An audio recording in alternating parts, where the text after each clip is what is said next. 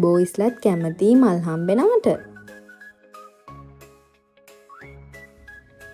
Hello ළමයි කොහොමද ඔන්න ඉතින් මං කිව්වා වගේම අරගෙන ආවා අපේ heart shape එක හැදුන විදිය. ඉතින් මේ දැන් මං කරන්නේ flowers ටික හදාගන්න එක.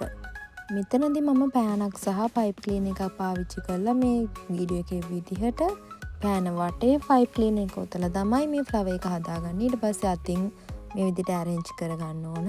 මේ විදිහට මේ heart shape flower bouquet එකට flowers 45ක් 50ක් විතර add කළා මම.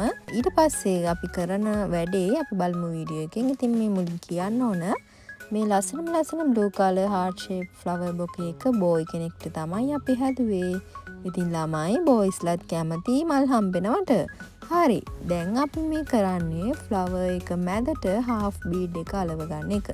ඔගොල්ලෝ දැකලා ඇති අර පබළු භාග කියලා අපි කියන්නේ අන්නේ ඒක flower එක මැදට glue gun එකෙන් අලවනවා. ඒකෙන් flower එකට අමුතු ලස්සනක් ඇඩ් වෙනවා.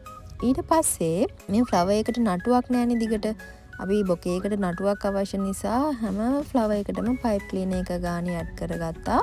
ඒ ඇඩ් කරාම මෙන්න මේ විදිහට තමයි flowers ටික පේන්න තියෙන්නේ. ඊළඟට අපි කරන්නේ ඔයගොල්ලෝ දන්නවද dry form එක. dry form එකෙන් මම heart shape එකක් කපා ගත්තා.